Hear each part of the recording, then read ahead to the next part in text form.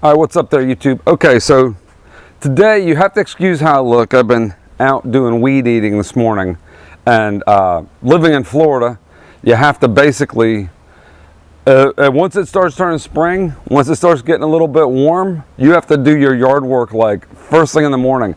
So I got up at like 7:30, 8 o'clock this morning and just went right outside and started doing weed eating and stuff, and you know, blowing the yard and stuff like that. I still have to do the backyard, so I did all the front, but hedge trimming, stuff like that. Anyway, so you have to excuse me. I've got dirt on. I've got like grass and stuff on my clothes. But I was thinking about this out there weed eating, and I thought of something pretty important about this: the Moza Air 2.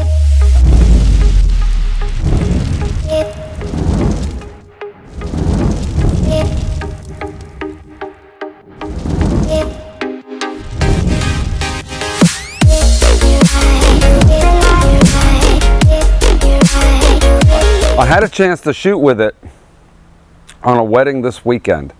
So on Saturday I had a wedding up in Thomasville, Georgia, which is just north of Tallahassee, Florida. And let me explain the situation. So 90% of the time when I'm shooting weddings, we shoot with one of these. We basically take the camera, put it on a monopod, and shoot like that. Here's my Z6. And normally we just pop it on, you know, have a plate on it. This thing's always a little bit, this is a little bit tighter. These things that come with the Moza are tighter than the other ones. Normally we shoot with camera on a monopod like this, right? So normally it's camera, monopod, and we shoot around, we, you know, get our shots like this to get nice steady footage. So at the wedding on Saturday, I wanted to use my Moza. You know, I got the Moza Air 2, and you saw the video, the unboxing. So let me show you real quick how easy this thing is to set up. What I used the camera, how I used it. I ended up using it in a different way than I've seen anybody use one, and it worked out absolutely beautifully for me. So the cool thing, I have to walk all the way over there because I don't have a table over here. I should just move the table over. Anyway, so the cool thing about the Moza is you can actually just put the camera, you slide the same plate off the bottom of the Manfrotto plate, slide it right on the Moza, and you're rolling. So you have to, like, I've had to adjust it a couple times because, you know, I put an ND filter on and boom, I have to adjust it. It's a little bit off, but it's super easy to adjust, and I'll show you real quick. You see, I just stuck this plate back on. This plate was off of my camera. It was off. I stuck it back on. I screwed it down. I don't know if it's in the exact same spot. You can put marks on it so that you know that it's in the exact same spot. So when you slide it on, it's a little bit quicker. But once you put it on and you get it balanced, then you can go back and forth between the monopod and the Moza, no problem. Okay, so I'm going to show you real quick how to level it, how I level it up real fast and easy. I got a bunch of stuff over here.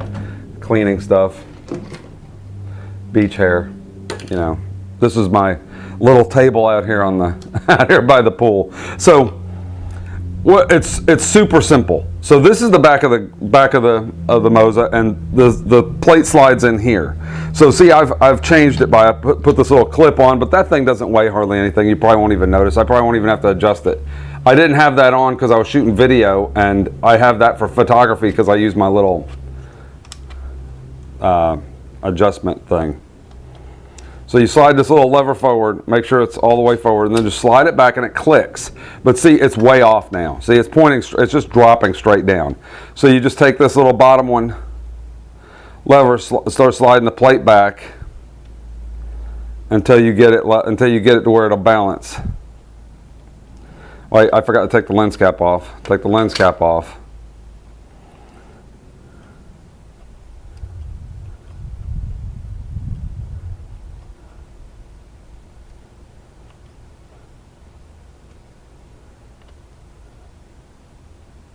There we go. It literally only takes a second. Okay, so that's fairly straight. Now see this little clip, the little clip on the side of my camera, this little thing, it's causing the camera to pull over to the side. It didn't do that yesterday. I could take it off real quick, but I want to show you how easy it is to just make that adjustment. So that's pretty simple. That's just this back one. So basically you point the camera straight up or any direction, and I can see that it just needs to move over to the left just a hair. So I just loosen this one in the back, slide over just a hair. There we go. See? It's that simple. This is how long it took me to balance this. So drop the camera back up. Now this thing moves a little bit, so the camera's staying perfectly steady, right? So once you get the camera where it's pretty much steady, so no matter which direction you point it, it stays in that direction. See, this only took, I did not edit any of this. This is how easy this thing is to set up. So you lock it down. You lock this little lever down. You keep this front one locked in. So now all you have to do is unlock this and slide the plate. The plate will slide out. And you can take the camera out, and then this is an ingenious design. So it basically locks it. Oh look, I must have bumped it. Oh, because I slid that back. I messed up something. I made an adjustment slightly. Just a hair. There. All right, so literally it takes 2 seconds to set. You get it. It doesn't have to be exactly perfect because the motors are going to do it. But you don't want it, you want it fairly. See, it's still tilting forward. The less stress on the motors, so the more balanced it is, the less the motors have to work. So if the motors aren't hardly working, but just to do the stuff that you're moving, then the batteries will last literally all day, 16 hours or so. If you get it where it's not perfectly balanced, the motors will balance it. So when I first turn this thing on, it pulls it right into balance, and now it's perfectly balanced. So now I can do all this and it stays in balance and it's perfect. So there's ways to do this. This little part here just screws on. This is a little tripod part that screws on, and it makes it nice to hold. So you can hold it like this and you can walk around like this, and that works great. But I found an even better way of doing it. So what you do is you unscrew the tripod and you put on another Manfrotto plate and you snap it into the top of your monopod. So you basically put that on top of your monopod. It makes it absolutely awesome. Watch, I'm going to show you guys. So it's balanced and everything right now. Let me find something to tighten this down with because I don't want it slipping. And I don't want to have to take it and set it down. The only thing is you can't set it down. That's the only bad part is you can't set this down because it's on top of a monopod. So you can't really set it down. And you have to lock that monopod on. Completely thought I was moving it and the head started moving, dipping. If you didn't have a head on at all, it'd actually be even better. Because you don't need to tilt the monopod, and you don't need the arm hanging out off the back of the monopod. So it might be better off to just buy a monopod just for the Moza. So basically, help if I put it into the hole. That's what she said. Stupid. I did not throw it. That's what she said out there, did I? Okay, so you screw the plate in the bottom. Let me get it tight. I don't want to bang my camera. You get it good and tight. Make sure this thing's nice and tight, right? The plate on the monopod. You got your Moza. You got your monopod. Now this thing gets heavy. It's heavy to walk around with this thing. So you make it light. The whole reason, one of the main reasons why we got monopods to begin with was to make it so you didn't have to sit here and hold the camera, right? You don't want to have to stand here and hold a heavy camera the whole time. So you lock this sucker down. Then you drop it down. And now I've got a Moza that I can hold in one hand. I can pick it up real quick and get really cool shots. I can get shots down low. I can get shots way up high. I can raise it up like this. Look at this. I can go way up high like this. But anyway, you can get down low. You can bring it up high. You can stand here with it up high like this. You can drop it down. I got it to work pretty steady. There it goes. I gotta lock this thing down somehow. It wasn't doing this the other day. Yesterday it was working better. It's probably just not tightened up enough.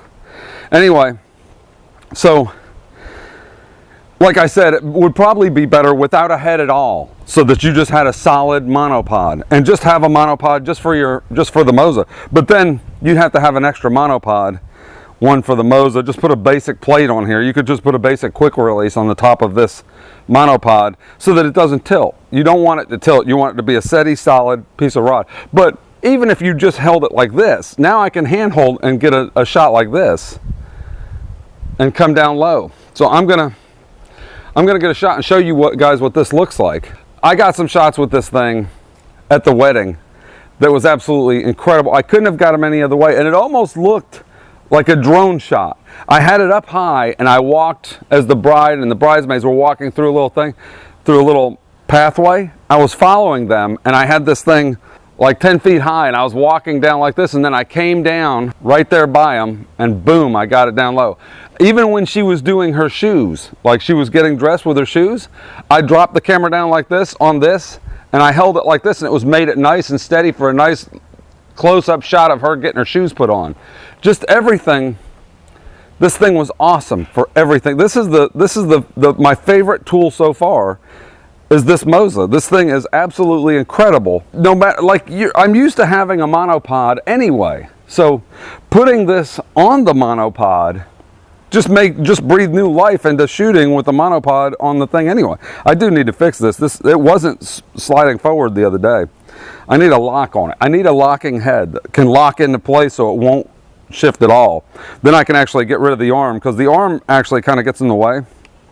You want to take the arm and put it down beside it, because the arm gets in the way. See, if you're walking, sometimes I was walking like this and the arm was like I'd bump the arm. So I don't want to be walking along and bump the arm. But this is ingenious. This is the way you shoot a wedding with a Moza. This is how you shoot a wedding with a Moza. I'm telling you. I tried with just a little tripod and walking around with it. It was okay, but I'm taking a break right now. So look, I'm standing here talking with you, and I've got the camera on. I could be recording perfectly steady footage of somebody getting ready, of something going on. Also, a couple things I noticed. The motors work harder on this if it's not balanced. So, but the cool thing is they still work. So if I'm sitting here like this and I zoom the lens in, right, it'll fall down, it'll go down, but look, it's completely still steady. But the motors are now working, but they don't vibrate or anything. You don't hear these motors at all. This is now unbalanced because I moved the lens forward, but it's still perfectly steady and it's still perfectly straight. So this thing made it perfect. It made it awesome to shoot the vows even. I was up front. It was an outdoor wedding. I was up front. I had my monopod on here. I can control it with this. I can just go like this and get it perfectly, centered how I want the shot. And then I could zoom in during the vows and let go of it, and it would stay perfectly steady. So it was just like it was on a tripod. But then when it got ready to, for the first kiss or for them to come down the aisle, I was able to just pick this thing up and walk and get a nice perfectly steady shot and get right up to it and then dip right down like this, get her coming down the aisle, come back. I'll show you a shot of her coming down the aisle. This was all shot with this, running down the thing, getting shots of them. I got everything. I got the first look with this. I kept this on the entire first half of the day. Now during the reception, I turned it off because it's still heavy. You're walking around with something that's pretty heavy. It's heavier than just a monopod and a camera. So during the reception, I didn't have very many Steadicam shots that I wanted to get, and I didn't want to get a lot of shots like that. There's a lot of people around. I got a couple shots with it off of the thing. I just popped it on and walked around, got a couple shots, and then I put it up and I put the camera back on the monopod and just shot like that because it is still heavy. But this thing is badass. I don't even know all the controls. I don't even know all the stuff it does. I'm not even getting into that. I make adjustments for the speed that I want it to go, fast or slow, for the whip pan, for the panning, how fast I need to pan around them, stuff like that. Slow it down and make it go slower. In general, make it a slower reaction or faster reaction based on what they're doing. But that's it. And I left this thing on for, it was probably about 6 or 7 hours. This thing was on and the battery still My battery shows still full. It shows full still. The batteries, I charged them up and they're still full. And I shot for 6 or 7 hours. The battery indicator shows a full battery on this thing. This thing's awesome. This thing is absolutely just awesome. Anyway, all right, YouTube, give this video a thumbs up if you liked it, thumbs down if you didn't. Keep like and subscribe, hit the notification bell so you know when I post another video, and I'll do more videos soon of different stuff. You'll see. Anyway, take it easy, YouTube. I'm out.